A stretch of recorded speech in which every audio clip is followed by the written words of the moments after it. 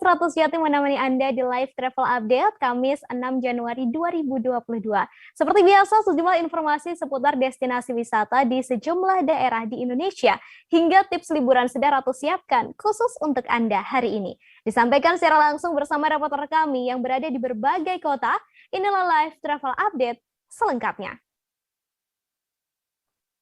Baik, untuk yang pertama Tribuners Ratu akan mengajak Anda makan-makan di Bali. Satu menu yang udah biasa kita dengar adalah babi guling. Tapi ayam guling tentu masih asing ya Tribuners. Nah, kali ini Ratu memiliki rekomendasi untuk menikmati kuliner ayam guling di warung ayam guling sambal bawang. Ada banyak menu Tribuners, selain ayam guling ada juga nasi bakar di warung ini. Sepertinya lezat ya. Langsung saja kita tanya ke yang udah pernah cobain menu-menu di sana. Ada Arini dari Tribun Bali. Selamat sore, Arini. Halo, selamat sore rekan-rekan. Baik, Arini, boleh disebutkan ada menu apa saja yang paling spesial dan paling banyak diminati di warung ini? Silahkan, Arini. Oke, menu spesialnya yang pastinya di sini adalah ayam guling. Nah, ayam guling itu sendiri kenapa spesial? Karena ini ayam guling dimarinasi dulu selama 3 hari. Nah, habis itu proses pembuatannya yaitu ayam guling itu diguling selama 1 jam. Seperti itu, Musti. Seperti itu, Ratu. Baik, Arini boleh diulang karena tadi putus-putus. Oke, halo. Ya, silakan Arini. Oke, yang spesial di sini adalah ayam guling pastinya. Spesial di sini adalah ayam guling yang sudah dimarinasi selama 3 hari. Dan setelah itu baru ayam guling itu diguling selama 1 jam. Seperti itu, Ratu. Baik, berarti menu paling spesial di warung ini adalah memang ayam guling ya, dan tadi juga Ya. disebutkan oleh Arini untuk pengolahannya dimarinasi selama 3 hari, kemudian digoreng, betul Arini? Betul. Diguling. Diguling ya Diguling. selama 1 jam. Oke. Diguling selama 1 jam. Baik, saya penasaran untuk marinasi 3 hari ini. Apakah memang untuk memarinasi ayamnya ini menggunakan bumbu yang semuanya sama atau memang ada pilihan-pilihan yang berbeda begitu, Arini? Oke, untuk bumbu marinasinya yaitu menggunakan resep rahasia dari warung ayam guling ini sendiri. Namun beberapa resep itu bisa didapat dari bumbu Bali, bumbu Bali yang biasa sendiri itu menambahkan cita rasa Chinese food di dalam ayam gulingnya. Namun kita bisa merasakan masakan Balinya itu dari sambal matahnya. Dan juga untuk orang Jawa juga bisa menerima karena di sini juga ada sambal bawangnya. Seperti itu. Mhm. Baik, berarti ada berbagai macam sambal begitu ya di warung ini. Boleh disebutkan apa saja tadi, Arini? Ratu. Oke, untuk sambalnya sendiri pastinya di sini jadi bestseller adalah sambal bawangnya, kemudian ada sambal mata Bali, terus kemudian ada sambal hijau, dan juga ada sambal ayam rica-rica. Seperti itu, Ratu. Baik, kemudian untuk menu selain ayam guling, ada apa saja di sana, Arini? Oke, menu selain ayam guling di sini juga tersedia nasi bakar seperti yang tadi Ratu bilang. Nasi bakar di sini juga spesial karena isiannya juga menjadi 1 jam tadi. Nah, juga nasi pulangnya itu terdiri dari ketan juga. Jadi benar-benar nasinya itu dibalut dengan daun pisang dan juga dibubuhin kemangi seperti itu. Dan juga tidak hanya nasinya saja, namun ketannya juga seperti itu. Satu. Baik, ini kalau dari cerita yang disebutkan oleh Arini ini sangat menarik ya dan bikin lapar. Nah, kalau untuk harganya sendiri, Arini boleh disebutkan untuk ayam gulingnya berapa, sambal dan juga untuk nasi bakarnya. Silahkan Arini. Oke, untuk ayam guling, sepotong ayam guling itu harganya 15.000, sudah disajikan dengan nasi dan juga lalapan. Namun untuk 1 ekor ayam guling yang utuh itu harganya 70.000, Ratu. Dan untuk nasi bakarnya itu dibanderol dari harga 15.000 tergantung isiannya. Seperti itu, Ratu.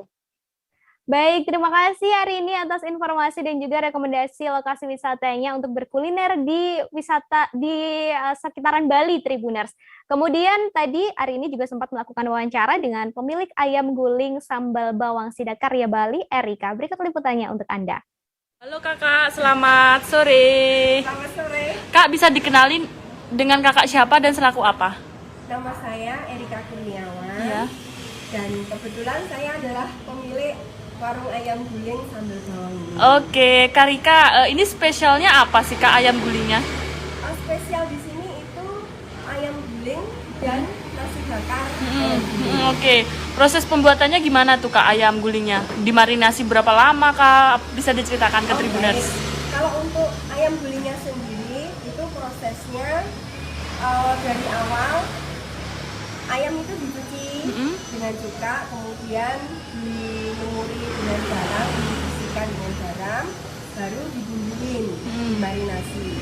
Nah, bumbu marinasinya ini pun juga kombinasi bumbu dengan resep bumbu Cina. Jadi harapannya adalah supaya teman-teman yang lain bisa merasakan resep ayam guling dengan rasa yang bisa diterima di semua lidah. Oke. Nah, proses penggulingannya biasanya membutuhkan waktu berapa lama nih Kak? Untuk penggulingannya kurang lebih 1 jam. 1 jam ya Kak? Ya. Itu biar apa tuh? Biar bumbunya meresap kah? Apa selain itu apa? Untuk penggulingan 1 jam itu supaya daging matang dan terutama minyak yang ada di ayam itu berkurang lebih banyak. Berarti Sehingga- cocok untuk yang diet juga ya Kak? Betul sekali. Cocok untuk yang sedang Diet ya? sedang diet. Nah, selain menu ayam guling Kak, ada apa? Menu apa lagi? Menu nasi bakar Nas- itu semua. Ya. Kenapa? Karena nasinya sendiri itu adalah nasi gurih yang dimasak dengan daun salam dan pulen memang karena ada campuran ketannya di sana. Kemudian nasi Isiannya? bakar itu isiannya adalah isiannya adalah ayam guling yang dimasak dengan kemangi dan pakai bumbu spesial. Oke. Nggak saya spill di sini. Rahasia perusahaan ya Kak. Untuk harganya berarti start dari 20.000 Kak. Harganya mulai dari 15.000 Oh, 15, sampai dengan 70.000 Sampai untuk 70. ayam itu. Oh tuh. Nah, Dari Bali kita ke Lampung, Tribuners, dan masih soal kuliner. Di Lampung sedang ada Asian Food Festival yang digelar di lantai 2 Mall Bumi Kedaton. Di sini Anda bisa menemukan berbagai makanan Asia, khususnya makanan Nusantara. Selengkapnya sudah ada Jelita. Selamat sore, Jelita. Sore Ratu. Baik, Jelita, boleh disebutkan ada makanan apa saja di stand-stand Asian Food Festival yang ada di Mall Bumi Kedaton ini, Jelita? Iya Ratu. Jadi memang di Mall Bumi Kedaton saat ini sedang berlangsung Asian Food Festival. Jadi ini merupakan festival kuliner di mana dijual banyak banget makanan Asia, terutama makanan Nusantara. Makanannya sih jumlahnya tuh ada puluhan, ada banyak banget kayak mie ayam, kemudian ada sate padang juga di sana, ada pempek, ada takoyaki juga, gitu. Terus ada alpukat kocok dan masih banyak yang lainnya. Lumpia Semarang juga ada di sana. Gitu Ratu. Baik, makanan-makanan Nusantara ada di sini, hampir dari semua berbagai daerah di Indonesia begitu ya. Kemudian Iya. dari semua stand-stand makanan yang ada di sana, makanan apa yang paling spesial atau yang paling ramai dibeli di Asian Food Festival ini, Jelita? Ya, saya sudah beberapa kali ya ke Asian Food Festival ya. Hampir semua makanan di sana jadi favorit. Tapi kalau saya lihat ya antriannya lumayan banyak, itu tuh mie ayam. Mie ayam, terus es krim juga di sana antriannya lumayan banyak sama sate padang. Baik, berarti ada 3 makanan itu ya yang menjadi favorit pengunjung nih di Asian Food Festival.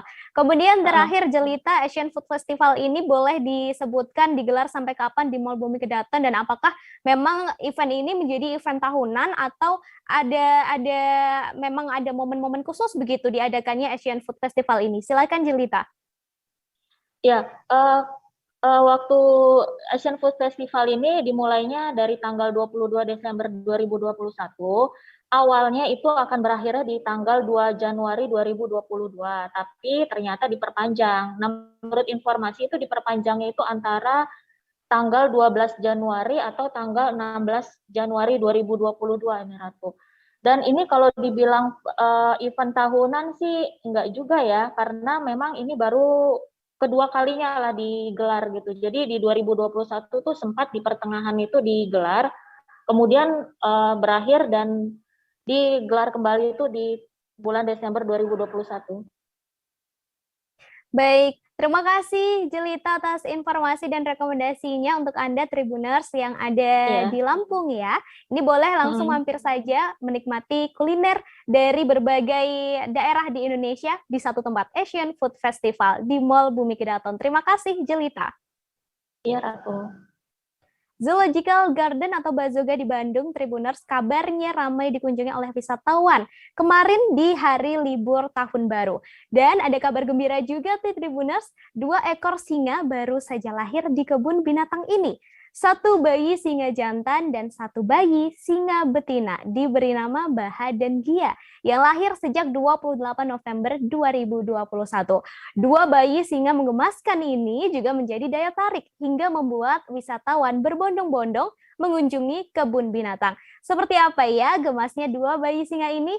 Sudah ada Putri dari Tribun Jabar. Selamat sore Putri. Putri. Ya. Halo, selamat sore Ratu. Baik, Putri, boleh sebelum kita masuk ke Baha dan Gia ya, ini boleh disebutkan tepatnya lokasi dari kebun binatang ini. Silahkan Putri. Ya, jadi untuk Baha dan Gia ini tepatnya tuh sudah berada di area Cafe Simba. Jadi Bazoga atau Kebun Binatang Bandung ini terdapat area terbaru yaitu kawasan Afrika.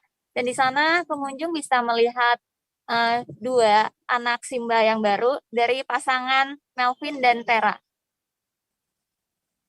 Baik, kemudian ini baru lahir di bulan November kemarin ya, Baha dan Gia. Seperti apa perawatan bayi singa ini, Putri? Ya. Jadi sejak lahir itu dari tim penjaga kebun binatang tidak ada yang menanganinya karena anak singa ini langsung dirawat oleh orang tuanya. Jadi anak-anaknya langsung disusui oleh sang ibu. Baik, kemudian untuk para wisatawan yang datang ke kebun binatang, apakah bisa melakukan interaksi begitu dengan Baha dan Gia atau seperti apa, Putri? Ya, jadi untuk wisatawan yang datang ke kebun binatang di area Cafe Simba, mereka bisa langsung melihat Baha dan Gia secara langsung karena si kandang itu ada di area terbuka dan untuk anak-anaknya pun berada di dalam satu kandang bersama induknya. Baik, terima kasih Putri. Terakhir untuk bisa masuk dan melihat Baha dan Gia, ini berapa tiket yang harus kita bayarkan? Untuk tiket masuknya udah langsung dari harga awal yaitu 50.000 dan tidak ada biaya lagi untuk melihat Baha dan Gia. Baik, terima kasih Putri atas informasi dan juga rekomendasi lokasi wisatanya. Untuk Anda Tribuners bisa langsung mampir ya untuk melihat gemasnya Baha dan Gia, 2 bayi singa ini. Terima kasih Putri. Ya, terima kasih Ratu. Desa Tanjung Harapan di Kabupaten Lingga, Provinsi Kepulauan Riau membuat kegiatan unik di tengah-tengah masyarakat. Kegiatan ini diberi nama Talam Sehidang. Uniknya, acara Talam Sehidang ini menggambarkan kebiasaan masyarakat Melayu yang sesungguhnya sebelum adanya teknologi modern Tribuners. Seperti apa acaranya? Sudah terhubung bersama kami, reporter dari Tribun Batam, ada Febri Yunda di sana. Selamat sore, Febri. Febri, selamat sore. Ya, halo selamat sore Ratu.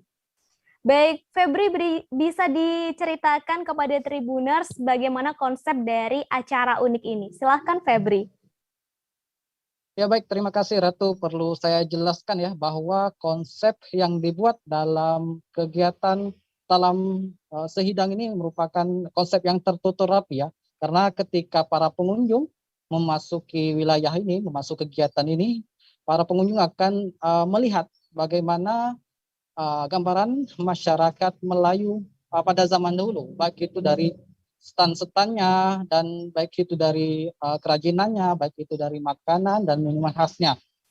Dari itu masing-masing stand itu menyiapkan sebuah masakan tradisional Melayu yang khususnya lebih banyak itu diperlombakan ya, itu ada Gubal Sagu. Dan ketika kita memasuki stand itu, Ratu, kita akan diperlihatkan dengan barang-barang kuno yang kita belum pernah bisa lihat sekarang ya. Dan di dalam stand tersebut tidak ada satupun teknologi modern, jadi semuanya serba kuno. Jadi memang ketika kaum milenial yang nggak tahu ya gimana itu masyarakat Melayu pada tempo dulu, kaum milenial bisa mendatangi tempat ini ya, karena memang tersusun rapi, di mana untuk konsep talam sehidang tadi ya merupakan sebuah konsep makan bersama. Talam itu merupakan sebuah napan yang berbentuk bulat, dan sehidang itu merupakan satu ya, makan bersama. Jadi talam sehidang itu merupakan sebuah tradisi masyarakat Melayu yang saat ini masih terus dikembangkan, yang merupakan ketika kita makan satu talam sehidang itu ada 4 atau 5 orang yang makan ya. Jadi konsepnya itu dalam talam sehidang ini itu merupakan konsep kekeluargaan, kebersamaan, dan bisa saling bersilaturahmi dalam menjaga hubungan baik. Begitu, Ratu. Baik, ini menarik sekali ya, Febri, karena ada banyak sekali makna dalam satu acara. Nah, untuk di Talam Sehidang ini, apakah ada rangkaian kegiatan lain yang tentunya bisa menambah daya tarik di acara Talam Sehidang ini, Febri? Baik, Ratu, tentunya banyak sekali ya untuk konsep yang menarik sehingga menjadi daya tarik kepada para pengunjung yang datang ke sini. Jadi mungkin ya salah satu konsep yang menarik di sini ya, kegiatan yang menarik itu ketika pengunjung ini diharuskan untuk pergi ke sini, diharuskan untuk memakai dress code baju kurung Melayu. Jadi memang semua masyarakat di sana yang datang itu, khususnya di Malam Puncak pada malam itu berbaju kurung Melayu. Selain itu ada juga tradisi dari masyarakat Melayu, yaitu sebuah fashion show yang menggambarkan bagaimana sih adat perkawinan Melayu itu, sehingga dari fashion show tersebut terlihat bagaimana konsep baju Melayu. Tidak hanya itu, Desa Tanjung Harapan ini juga membuat sebuah lomba stand ya. Jadi masing-masing stand itu memiliki ciri khas yang unik ya, baik itu dari segi makanan, dari busananya, dan berbagai macam. Dan salah satunya yang saya sebutkan tadi, Gubal Sagu, itu diperlombakan di situ. Gubal Sagu sendiri perlu saya sampaikan bahwa itu merupakan makanan ciri khas Kabupaten Lingga yang saat ini masih berkembang, dan memang sagu sendiri merupakan bahan pokok untuk membuat makanan khas di Kabupaten Lingga sendiri. Begitu, Ratu. Kemudian Febri, ini kan karena acaranya juga sangat menarik begitu ya. Ini seperti apa antusias dari masyarakat di sana saat kegiatan ini, Febri? Baik, Ratu, untuk antusias masyarakat sendiri ya itu sangat luar biasa ya. Bahkan ratusan masyarakat mengunjunginya pada malam puncak malam tadi ya, itu sangat luar biasa ya. Terlihat dari mana corak baju kurungnya mewarnai acara tersebut. Sehingga malam tadi juga dihadirkan oleh Bupati Lingga bersama istrinya dan juga Ketua DPRD Kabupaten Lingga. Dengan mereka bersama dibuat satu tempat untuk makan talam sehidang. Jadi disitulah konsepnya, talam sehidang makan bersama, yang mana kita ketahui Ratu saat ini untuk masyarakat sendiri itu mengenal makan bersama itu hanya untuk makan prasmanan. Nah, disinilah untuk masyarakat Melayu sendiri itu lebih dikenal dengan makan sehidang. Jadi untuk antusias masyarakat ketika melihat kegiatan ini, mereka seperti melihat kenangan masa lalu ya, pada orang tua, yang mana mereka melihat seperti memasak itu tidak ada teknologi modern ya, seperti memakai rice cooker, tapi masih memakai tungku api dan kayu bakar sebagai untuk membakar atau memasak makanan. Jadi memang antusias masyarakat sangat luar biasa, sehingga mereka sampai larut malam untuk melihat kegiatan tersebut. Demikian, Ratu.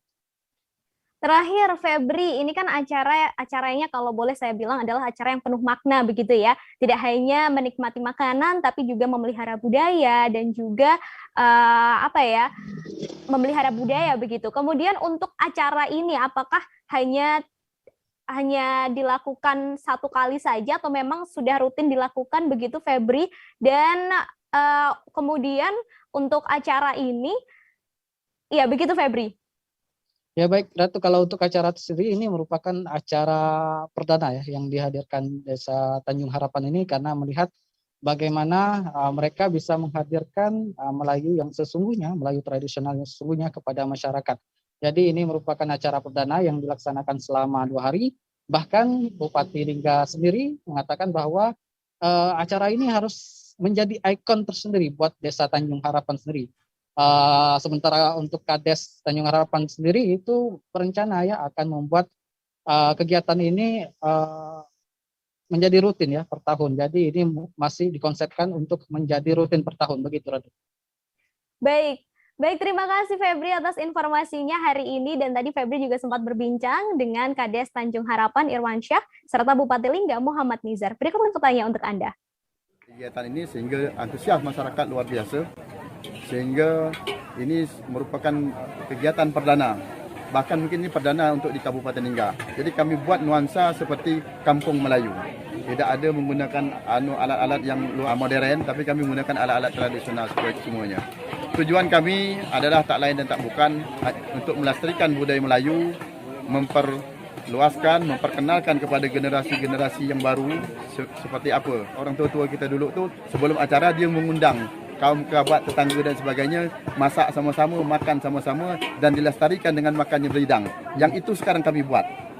Mudah-mudahan ke depan acara ini tidak habis di sini, kami akan terus lestarikan, entah itu kami buatkan event tahunan dan lain sebagainya agar budaya Melayu tak hilang di bumi. Kegiatannya kan ini pemerintah daerah memberikan apresiasi kepada Desa Tanjung Harapan dengan segenap masyarakatnya yang dengan gotong royong mampu untuk mengemas kegiatan ini dengan begitu baik. Jadi ini diharapkan nanti ke depan ini menjadi ikonik dari Desa Tanjung Harapan, apakah itu ikon tahunan atau pada event-event tertentu yang mereka akan lakukan seperti ini. Tapi ini harus jadi untuk Desa Tanjung Harapan.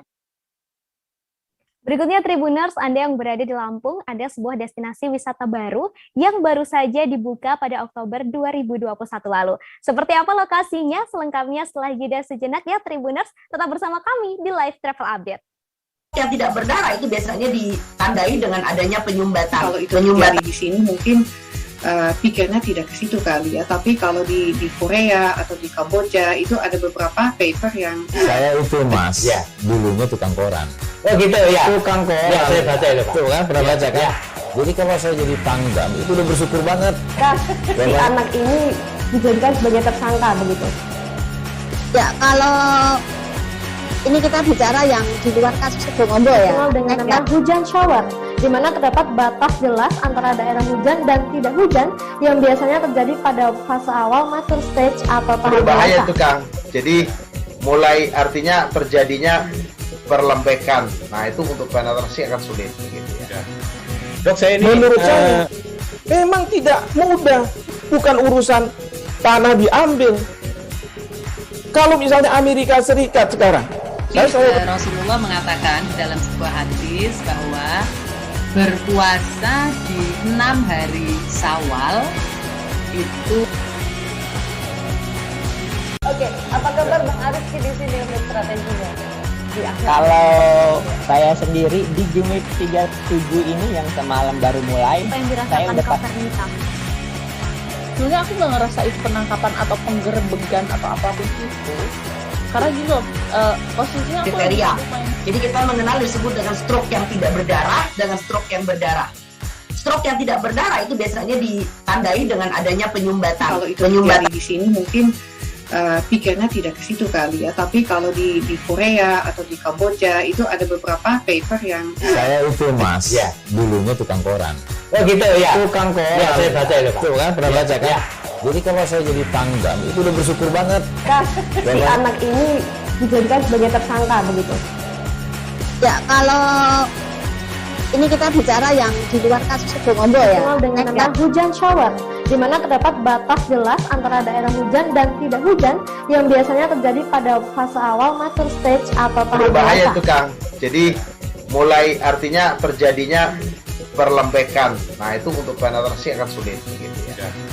Dok, saya ini menurut saya memang tidak mudah, bukan urusan tanah diambil. Kalau misalnya Amerika Serikat sekarang, Rasulullah mengatakan dalam sebuah hadis bahwa berpuasa di 6 hari Syawal itu. Oke, apa kabar Bang Arif di sini untuk strateginya? Kalau saya sendiri di Jumit 37 ini yang semalam baru mulai, Apa yang saya dirasakan udah Kak Nita? Sebenarnya aku nggak ngerasain penangkapan atau penggerebegan atau apapun itu, karena gini loh, posisinya aku Kriteria. Jadi kita mengenal disebut dengan stroke yang tidak berdarah dengan stroke yang berdarah. Stroke yang tidak berdarah itu biasanya ditandai dengan adanya penyumbatan. Kalau itu terjadi di sini mungkin pikirnya tidak ke situ kali ya, tapi kalau di Korea atau di Kamboja itu ada beberapa paper yang Saya itu Mas, ya, dulunya tukang koran. Oh gitu ya. Tukang koran. Ya, saya baca itu, Pak. Tuh kan, pernah baca kan? Jadi kalau saya jadi pangdam, itu udah bersyukur banget. Kak, si anak ini dijadikan sebagai tersangka begitu. Ya, kalau ini kita bicara yang di luar kasus Sebongombo ya. Dikenal dengan nama hujan shower, di mana terdapat batas jelas antara daerah hujan dan tidak hujan yang biasanya terjadi pada fase awal mature stage atau tahap Berbahaya dewasa. itu Kang. Jadi mulai artinya terjadinya perlembekan. Nah itu untuk penetrasi akan sulit. Gitu ya. Dok, saya ini menurut saya memang tidak mudah, bukan urusan tanah diambil. Kalau misalnya Amerika Serikat sekarang, Rasulullah mengatakan dalam sebuah hadis bahwa berpuasa di 6 hari Syawal itu. Oke, apa kabar Bang Arif di sini untuk strateginya? Kalau saya sendiri di Jumit 37 ini yang semalam baru mulai, Apa yang saya dirasakan udah Kak Nita? Sebenarnya aku nggak ngerasain penangkapan atau penggerebegan atau apapun itu, karena gini loh, posisinya aku Kriteria. main. Jadi kita mengenal disebut dengan stroke yang tidak berdarah dengan stroke yang berdarah. Stroke yang tidak berdarah itu biasanya ditandai dengan adanya penyumbatan. kalau itu terjadi di sini mungkin pikirnya tidak ke situ kali ya, tapi kalau di Korea atau di Kamboja itu ada beberapa paper yang Saya itu Mas, ya, dulunya tukang koran. Oh gitu ya. Tukang koran. Ya, saya baca itu, Pak. Tuh kan, pernah baca kan? Jadi kalau saya jadi pangdam, itu udah bersyukur banget. Kak, si anak ini dijadikan sebagai tersangka begitu. Ya, kalau ini kita bicara yang di luar kasus Sebongombo ya. Dikenal dengan nama hujan shower, di mana terdapat batas jelas antara daerah hujan dan tidak hujan yang biasanya terjadi pada fase awal mature stage atau tahap Berbahaya dewasa. itu Kang. Jadi mulai artinya terjadinya perlembekan. Nah itu untuk penetrasi akan sulit. Gitu ya. Dok, saya ini menurut saya memang tidak mudah, bukan urusan tanah diambil.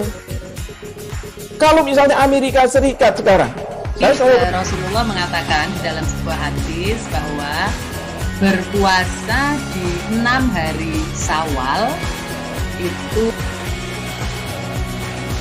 Oke, apa kabar Bang Arif di sini untuk strateginya?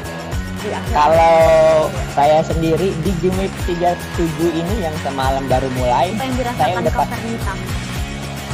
Sebenarnya aku nggak ngerasain penangkapan atau penggerebegan atau apapun itu, karena gini loh, posisinya aku Kriteria. main. Jadi kita mengenal disebut dengan stroke yang tidak berdarah dengan stroke yang berdarah. Stroke yang tidak berdarah itu biasanya ditandai dengan adanya penyumbatan. kalau itu terjadi di sini mungkin pikirnya tidak ke situ kali ya, tapi kalau di Korea atau di Kamboja itu ada beberapa paper yang Saya itu Mas, ya, dulunya tukang koran. Oh gitu ya. Tukang koran. Ya, saya baca itu, Pak. Tuh kan, pernah baca kan? Jadi kalau saya jadi pangdam, itu udah bersyukur banget. Kak, si anak ini dijadikan sebagai tersangka begitu.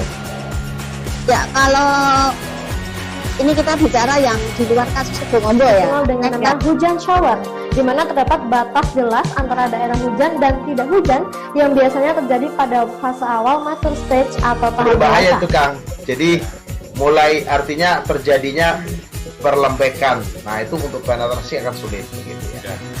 Dok, saya ini menurut saya memang tidak mudah, bukan urusan tanah diambil. Kalau misalnya Amerika Serikat sekarang, Rasulullah mengatakan dalam sebuah hadis bahwa berpuasa di 6 hari Syawal itu. Oke, apa kabar Bang Ariski di sini untuk strateginya? Di akhir. Kalau saya sendiri di Jumit 37 ini yang semalam baru mulai, Apa yang saya dirasakan udah Kak Fernita? Sebenarnya aku nggak ngerasain penangkapan atau penggerebegan atau apapun itu.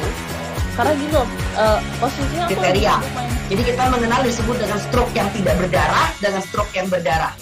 Stroke yang tidak berdarah itu biasanya ditandai dengan adanya penyumbatan. Kalau itu terjadi di sini mungkin pikirnya tidak ke situ kali ya, tapi kalau di Korea atau di Kamboja itu ada beberapa paper yang Saya itu Mas, dulunya tukang koran. Oh gitu ya. Tukang koran. Ya, saya baca itu, Pak. Tuh kan, pernah baca kan? Jadi kalau saya jadi pangdam, itu udah bersyukur banget. Kak, si anak ini dijadikan sebagai tersangka begitu. Ya, kalau ini kita bicara yang di luar kasus Sebongombo ya. Dikenal dengan nama hujan shower, di mana terdapat batas jelas antara daerah hujan dan tidak hujan yang biasanya terjadi pada fase awal mature stage atau tahap Berbahaya dewasa. itu Kang. Jadi mulai artinya terjadinya perlembekan. Nah itu untuk penetrasi akan sulit gitu ya. Dok, saya ini menurut saya memang tidak mudah, bukan urusan tanah diambil. Kalau misalnya Amerika Serikat sekarang, Rasulullah mengatakan dalam sebuah hadis bahwa berpuasa di 6 hari Syawal itu. Oke, apa kabar Bang Ariski di sini untuk strateginya? Di akhir. Kalau saya sendiri di Jumit 37 ini yang semalam baru mulai, Apa yang saya dirasakan udah Kak Fernita? Sebenarnya aku nggak ngerasain penangkapan atau penggerebegan atau apapun itu. Karena gini loh, posisinya aku lagi Kriteria. main. Jadi kita mengenal disebut dengan stroke yang tidak berdarah dengan stroke yang berdarah. Stroke yang tidak berdarah itu biasanya ditandai dengan adanya penyumbatan. kalau itu terjadi di sini mungkin pikirnya tidak ke situ kali ya, tapi kalau di Korea atau di Kamboja itu ada beberapa paper yang Saya itu Mas, dulunya tukang koran. Oh gitu ya. Tukang koran. Ya, saya baca itu, Pak. Tuh kan, pernah baca kan? Jadi kalau saya jadi pangdam, itu udah bersyukur banget. Kak, si anak ini dijadikan sebagai tersangka begitu. Ya, kalau ini kita bicara yang di luar kasus Sebongombo ya. Dikenal dengan nama hujan shower, di mana terdapat batas jelas antara. Terima kasih Tribuners, Anda masih di Live Travel Update bersama saya Ratu Sejati. Nah, Tribuners, jika Anda berkunjung ke Kabupaten Minahasa Utara, tak lengkap rasanya jika tak mengunjungi pemandian Tumetenden di Kelurahan Air Madidi Bawah, Kecamatan Air Madidi. Di sini Anda bisa menemukan air yang bila diminum, Tribuners, ini dipercaya bisa menyembuhkan berbagai penyakit. Tak hanya itu, jejak mitos sejarah juga banyak ditemukan di lokasi ini. Selengkapnya, sudah ada Arthur. Selamat sore, Arthur. Ya, selamat sore. Selamat sore Baik, Ratu dan Tribuners. Ya, Arthur, boleh digambarkan seperti apa suasana di pemandian Tumetenden ini? Jadi terima kasih Ratu. Jadi pemandian Tumetenden ini berada di Air Madidi di Kabupaten Minahasa Utara, Provinsi Sulawesi Utara. Jadi ini adalah lokasi wisata sejarah, budaya, ilmiah, dan juga bisa sebagai tempat untuk rekreasi.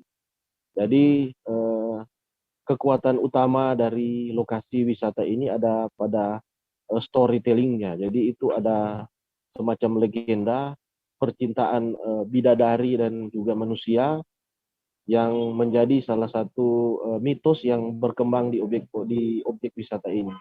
Jadi untuk objek wisata ini sendiri memiliki sebuah kolam yang menjadi tempat pemandian, kemudian di sekelilingnya ada taman-taman dengan pepohonan dan juga bunga-bunga, dan ada pula di situ semacam lokasi pentas budaya, dan ada juga bersisian dengan lokasi tersebut ada semacam museum, dan juga ada waruga, dan yang utama di situ ada 9 pancuran air.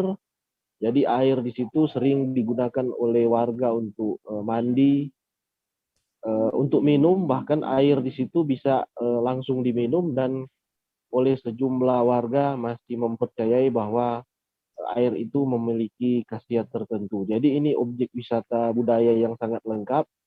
Jadi di situ ada semacam tempat budaya, ada legenda, ada storytelling, ada mitos, ada juga panggung budaya, ada juga taman, ada juga di situ museum. Jadi ini menjadi lokasi yang tidak bisa untuk tidak dikunjungi jika pesiar ke Minahasa Utara. Demikian. Baik, tadi disebutkan oleh Arthur bahwa di pemandian Tumatenden ini ada legendanya. Begitu, boleh diceritakan sedikit Arthur tentang legenda yang ada di tempat ini? Jadi ini mirip-mirip cerita Joko Tarub kalau nggak salah di Jawa Barat ya. Jadi ini ada 9 bidadari yang mandi, kemudian ada seorang pemuda yang dia berhasil mencuri selendang dari bidadari itu. Kemudian bidadari itu tidak bisa lagi kembali ke kayangan, kemudian hidup bersama dengan pria itu dan kemudian melahirkan anak. Jadi anak ini adalah leluhur dari warga yang mendiami di Minahasa Utara. Jadi ini adalah semacam legenda, semacam mitos yang jejak-jejak mitos itu ada di lokasi wisata tersebut. Jadi ada kolamnya, kemudian ada juga patung bidadari itu, kemudian juga ada 9 pancuran yang melambangkan 9 bidadari. Jadi ini filosofi Tumatenden ini bukan cuma hidup di ranah sosial budaya, tapi juga dia hidup di ranah politik, karena banyak sekali kejadian-kejadian politik yang diidentikan dengan peristiwa legenda di lokasi tersebut, apalagi menyangkut kaum wanita. Demikian. Baik, kemudian tadi disebutkan juga oleh Arthur bahwa pemandian Tumatenden ini termasuk lokasi wisata yang cukup komplit begitu ya. Nah, untuk perhatian dari pemerintah setempat sendiri terhadap lokasi ini seperti apa, Arthur? Jadi Kabupaten Minahasa Utara dengan Likupangnya itu masuk daerah pariwisata super prioritas di Indonesia. Jadi ada 5 daerah super pariwisata prioritas, salah satunya Likupang, Minahasa Utara. Jadi daerah pariwisata, objek wisata ini menjadi salah satu penyangga dari Likupang. Jadi ada banyak varian wisata di Minahasa Utara karena Likupang itu dia mengandalkan pantai, sementara objek wisata ini dia mengandalkan kultur atau kebudayaan. Jadi ini memang sudah menjadi salah satu tempat yang selalu mendapat perhatian dari pemerintah, karena di situ memang menjadi salah satu pusat kebudayaan di Minahasa Utara, dan ke depan dengan kolaborasi dari pemerintah pusat, pemerintah provinsi, dan pemerintah daerah akan menata tempat itu, menjadikannya sebagai objek wisata penyangga dari DPSP Likupang yang segera running pada tahun ini. Demikian, Ratu. Baik, terima kasih Arthur atas rekomendasi lokasi wisatanya pemandian Tumatenden Tribuners di Minahasa Utara. Terima kasih, Arthur. Terima kasih, Ratu. Sebuah wisata baru di Bandar Lampung ini bisa menjadi pilihan untuk akhir pekan nanti, Tribuners. Destinasi wisata tersebut bernama Bendungan Sumur Putri yang baru diresmikan pada Oktober 2021 lalu. Tak hanya menawarkan pemandangan bendungan saja, di lokasi ini juga ada pemandian air panas yang penuh legenda. Selengkapnya ada Agustina di sana. Selamat sore, Agustina.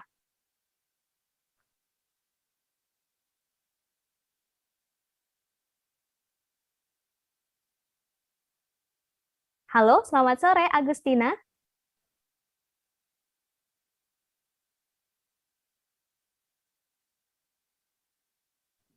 Ya, selamat sore, Ratu.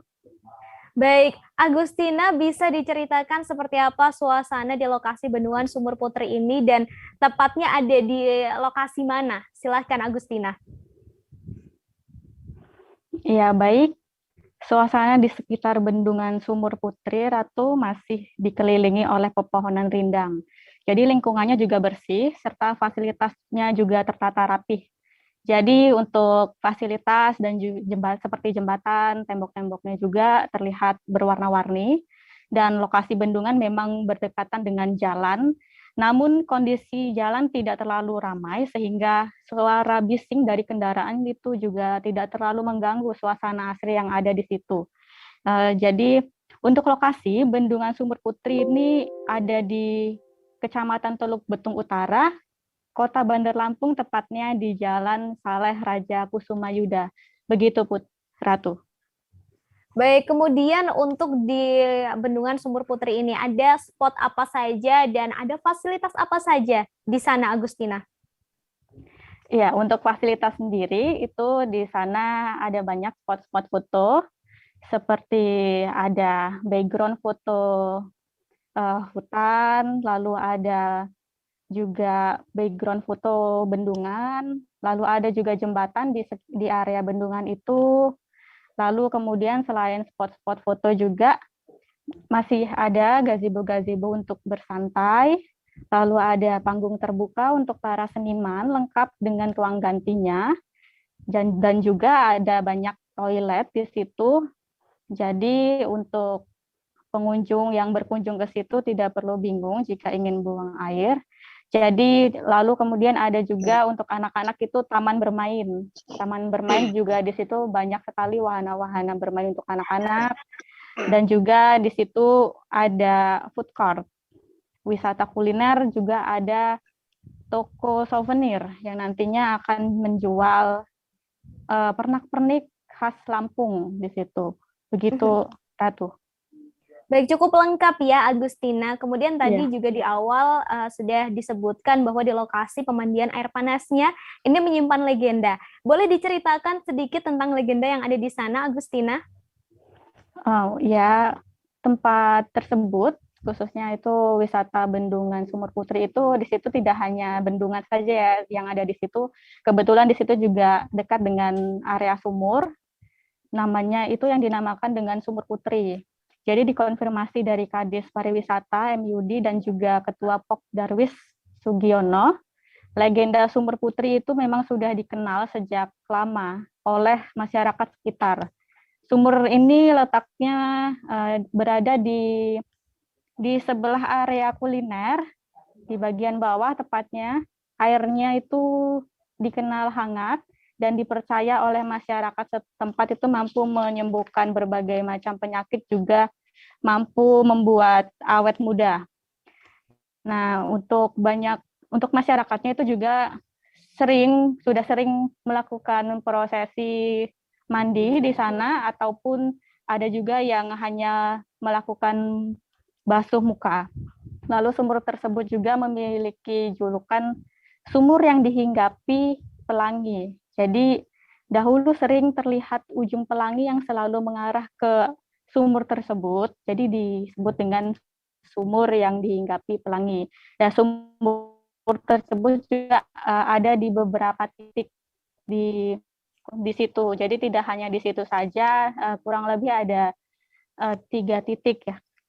Lalu tidak hanya itu juga legendanya yang tertanam oleh masyarakat di situ, dahulu juga di sungai akar yang menjadi aliran bendungan itu juga memiliki sejarah, Ratu. Jadi di situ bernama Kapal de Brouw. Kapal de Brouw adalah kapal dagang VOC Belanda, di mana dia terdampar karena letusan Gunung Krakatau. Nah, di situ juga kapal tersebut jadi ada peninggalannya di situ, dan di area terdamparnya kapal itu juga kampung di situ dinamai dengan Kampung de Brouw. Begitu, Ratu.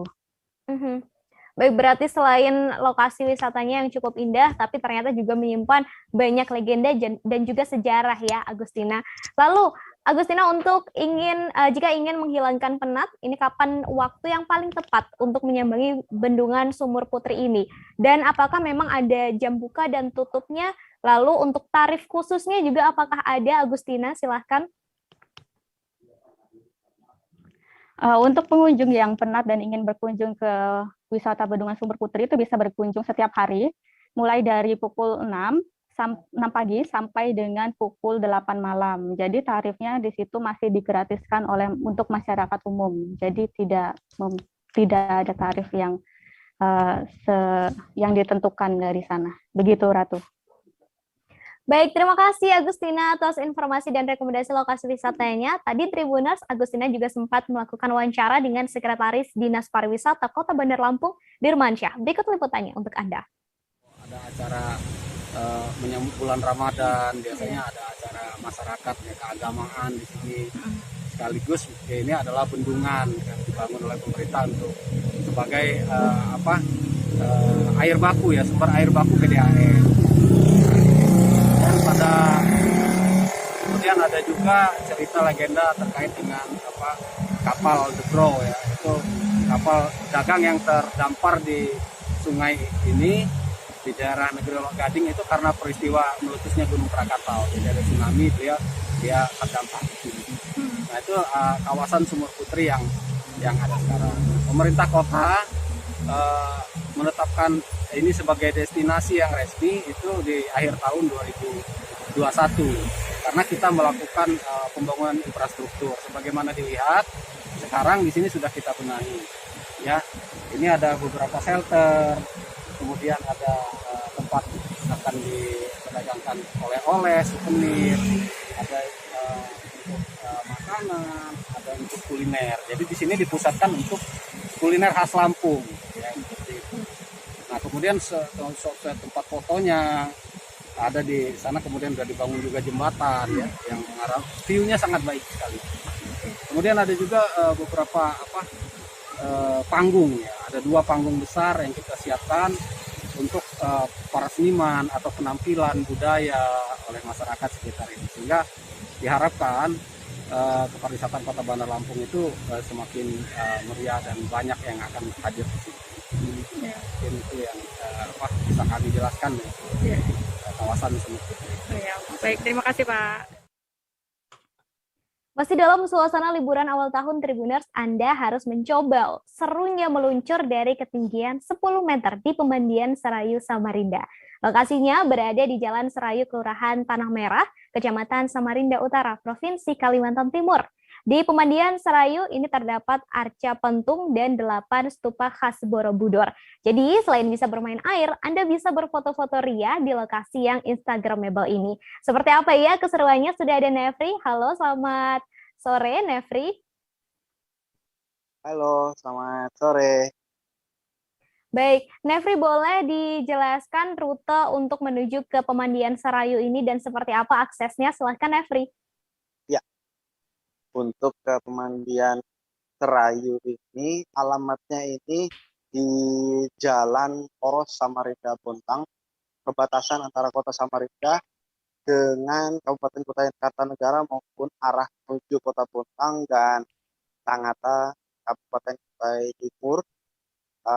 Bisa ditempuh jaraknya itu sekitar 1 jam dari pusat kota. Kemudian kalau dari terminal terdekat itu terminal Lempake Samarinda Utara Kalimantan Timur itu sekitar 30 menit ya.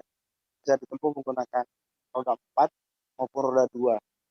Kemudian akses untuk masuk ke sini Pemandian Serayu itu terdiri dari pemandian, kemudian ada kolam renang, juga ada taman dan sejumlah tempat bersantai untuk keluarga yang tersedia berbagai gazebo dan juga atap. Kemudian masuknya itu tiket di situ bayar 20.000 mulai usia anak-anak hingga dewasa. Jadi kalau dituju dari sana itu aksesnya bisa roda 4 maupun roda 2 dan akses jalan menuju ke sana alhamdulillah sudah cukup baik, jalan cukup bagus. Baik, kemudian Nefri tadi sudah sedikit dijelaskan ya tentang fasilitas-fasilitas yang ada di sana. Ada fasilitas apa lagi mungkin yang belum disebutkan, dan tadi juga untuk tiket masuknya juga sudah diberitahukan, dan untuk bisa menikmati fasilitas-fasilitas yang ada di sana, apakah harus membayarkan biaya tambahan atau sudah cukup menggunakan biaya saat tiket masuk itu saja? Silakan Nefri. Siap. Bagi setiap pengunjung itu yang berkunjung ke Pemandian Serayu, itu kalau misalnya mau menikmati makanan minuman bisa beli di kantin yang tersedia. Kemudian kalau misalnya mau mandi itu juga tersedia ada 16 pemandian atau tempat basuh juga toilet. Jadi sangat memadai, juga ada pula tempat rekreasi kolam renang itu ada kolam renang anak-anak yang dalamnya mulai dari 40 cm, kemudian untuk anak-anak juga ada yang sampai 80 cm, tapi airnya itu tidak full. Jadi anak-anak itu diupayakan tuh aman, dan airnya itu juga aman untuk anak-anak yang berenang maupun berendam atau berkunjung bahasa Kalimantan Timur di sini. Kemudian untuk kolam dewasa itu fasilitasnya kedalamannya 1 meter ya, sampai di bawah 1 meter. Jadi itu 1 meter 50 paling dalam. Jadi juga cukup aman untuk orang dewasa, dan di situ juga ada fasilitas patung Leon Singapura, kemudian papan seluncur ya dengan ketinggian 10 meter dari atas. Yang bisa dinaikkan ada 4 baris ya untuk bisa meluncur ke bawah dengan ketinggian 10 meter. Kemudian untuk kuliner itu ada juga stand ataupun kios yang jual makanan ringan maupun minuman, dan memang perlu memerlukan tambahan lagi di luar dari tiket 20.000 itu. Demikian rekan. Baik, kemudian terakhir Nefri, untuk antusiasme pengunjung saat liburan di Pemandian Serayu, khususnya di libur tahun baru kemarin seperti apa? Iya, untuk antusias pengunjung di liburan pergantian akhir tahun maupun ketika Natal dan hingga sampai liburan akhir tahun dan tahun baru sangat lumayan antusias ya. Namun tentu saja karena ini masih pandemi, pengunjung itu dibatasi 75% saja. Karena begitu sudah 75%, sehingga dilakukan stop dulu, bukan penyekatan, hanya bergantian saja nanti di rolling. Kalau ketika sudah ada yang keluar lagi, boleh lagi masuk. Jadi seperti itu, jadi antusiasmenya luar biasa. Ada yang membawa keluarga sampai belasan orang. Dia naik roda 4 maupun roda 2.